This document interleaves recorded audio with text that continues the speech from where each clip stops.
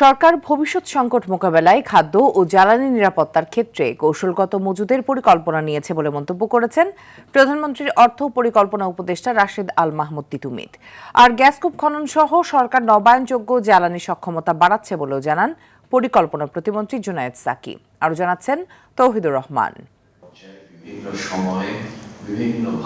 রাজধানীর আগারগাঁওয়ে পরিকল্পনা মন্ত্রণালয়ের এনইসি সম্মেলন কক্ষে অর্থনৈতিক কৌশল প্রণয়নে গঠিত উপদেষ্টা কমিটির প্রথম সভা শেষে সংবাদ সম্মেলন। কৌশলের প্রথম দিন বসেছি।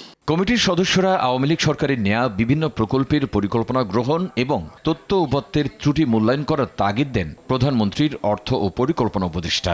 এছাড়া প্রয়োজনীয় সংস্কার করে বাস্তব দিক নির্দেশনা দিয়েছেন বলেও জানান তিনি। আমাদের পরিকল্পনা প্রণয়নে একটা বড় রকমের প্যারাডাইম শিফট করতে হবে। বর্তমান পৃথিবীর যে পরিবর্তনগুলো হচ্ছে সেই পরিবর্তনগুলো আগে আমরা ধারণ করব এবং ধারণ করে কৌশল নির্ধারণ করতে হবে যাতে করে আমরা কোনোভাবেই বাধাগ্রস্ত না হই।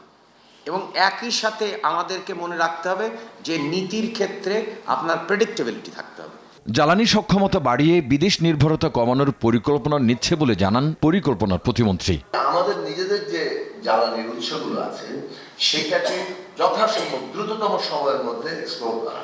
আপনি খেয়াল করে গত 17 বছরে রিগের অভাবে নিজেদের যে আমাদের গ্যাসের সম্ভাবনা আছে, এই গভর্নমেন্ট কিন্তু ইতিমধ্যেই তারা প্রায়োরিটি দিয়ে ব্যাপেক্সকে সক্ষম করা এবং তাকে দ্রুততম সময়ে কাজে লাগানো। আগের সরকারের সৃষ্ট সমস্যা এবং বৈশ্বিক যুদ্ধাবস্থার পরও সরকার দেশের উন্নয়নে কাজ করে যাচ্ছে বলে জানান অর্থ ও পরিকল্পনা উপদেষ্টা। জ্বালানি নিরাপত্তা নিয়ে কত বয়ান হয়েছে, হাতির ঝিলে উদযাপিত হয়েছে, তাহলে এখন এরকম পরিস্থিতি কেন?